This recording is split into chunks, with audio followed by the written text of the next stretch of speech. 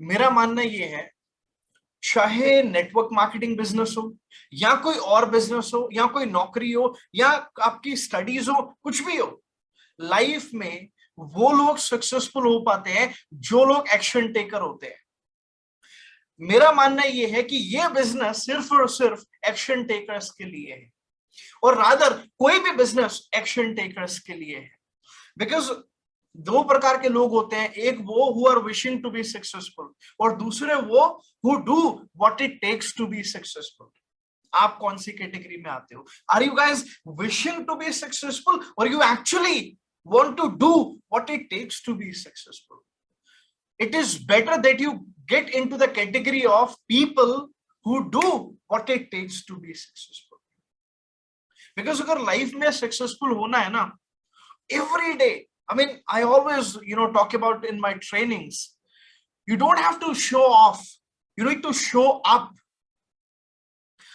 When you get rejection, when you get discouragement, when people make you negative, when people tell you you can't do it, when people tell you this is change system, when people tell you that this is member making scheme, when people tell you company bhag jayegi, when people tell you tumse nahi hoga, all you need to do is to show up all the time. If you really want to be successful, just show up.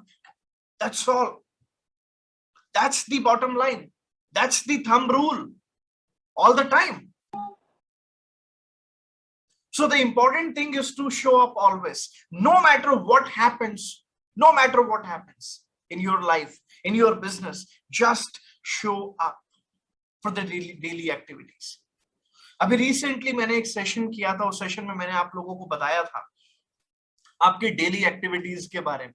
I am sure आप लोगों ने वो session attend किया होगा। तो जो daily activities है वो बड़ी जरूरी है। आपको कई बार बहुत सारे लोग क्या करते हैं, जब उनको बोला जाता है एक मीटिंग अटेंड करते हैं, उसके बाद में हम बोलते हैं कि लीड जनरेट करा करो, एक दो दिन मोटिवेट रहते हैं, लीड्स को जनरेट करते हैं और उसके बाद में थोड़े ठंडे पड़ जाते हैं। ऐसा नहीं होना चाहिए। बहुत सारे, मेरी टीम में एक व्यक्ति है, उसको क्या हुआ, मैंने उसको बोला कि तेरे को डेली 20 लीड्स निकालनी है, नो मैटर व्हाट, जैसे मर्जी कर, बट 20 लीड्स निकलने चाहिए। उसको तरीका भी बताया। तो फर्स्ट डे जब मीटिंग हुआ, उसको सारा कुछ समझाया। First day he was very excited and उसने 22 लीड्स निकाली। सेकंड डे अगेन उसने 20 लीड्स निकाली। थर्ड डे अगेन उसने 15-17 लीड्स निकाली। ये प्रोसेस लगभग एक हफ्ता चलता रहा। एक हफ्ते के बाद में फिर वो इनकंसिस्टेंट हो गया। What do you think? एक हफ्ते के बाद में अगर वो इनकंसिस्टेंट हो गया तो क्या रिजल्ट वही आने वाले हैं जो फर्स्ट वीक में आए थे? नो। वो रिजल्ट कैसे आएंगे? अगर एक फैक्ट्री में एक हफ्ते बहुत अच्छी प्रोडक्शन हुई है क्योंकि रॉ मटेरियल की सप्लाई अच्छी थी, अगले हफ्ते अगर वहां रॉ मटेरियल नहीं जाएगा फैक्ट्री में, व्हाट डू यू थिंक? क्या प्रोडक्शन अच्छी होगी? होगी नहीं। प्रोडक्शन कैसे अच्छी हो जाएगी? क्योंकि आपका रॉ मटेरियल ही खत्म है। That is why it is important कि आपको डेली बेसिस पे अपनी एक्टिविटीज के ऊपर बहुत ध्यान रखना चाहिए। डेली बेसिस पे जो भी आपके बिजनेस में कामयाब होने के लिए रिक्वायर्ड है ना, no matter what happens in your life, but you have to, you don't have to miss out on the activities. तो रिजेक्शन से मत डरो। डेली एक्टिविटीज आपको रेगुलर बेसिस पर परफॉर्म करनी है। और उसके अलावा ना, मैं अभी इनफैक्ट थोड़े दिन पहले एक सेशन जब मैंने किया था, मैंने माइंडसेट के बारे में बताया था कि ये जो बिजनेस है ना, ये सारा माइंडसेट का खेल है। हमारा जो बिजनेस है, it's all about mindset. Business starts with the mindset. अगर आप माइंडसेट बना लेते हो, अगर आप ये डिसाइड कर लेते हो कि आपको इस बिजनेस में सक्सेसफुल होना है, फिर आपको कोई नहीं रोक सकता। मोहम्मद अली से एक बार पूछा गया कि जब आप रिंग में होते हो और कई बार आपका ओपोनेंट जो होता है वो आपके ऊपर हावी होता है और आपको बहुत ज्यादा मार पड़ रही होती है, तो उस टाइम पे आप कैसे, मैंने देखा है कि जिस फाइट में आपके ऊपर ओपोनेंट भारी है, हावी है, उस फाइट में भी आप जीत जाते हो। ऐसा क्या करते हो आप? वो बोलता है कि एवरी टाइम जब भी मैं रिंग में गिर जाता हूं, हर बार मैं ये सोच के खड़ा हो जाता हूं, हर बार कि एक बार और, एक बार और, एक बार और, उस एक बार और के चक्कर में मैं ओपोनेंट पे भारी हो जाता हूं।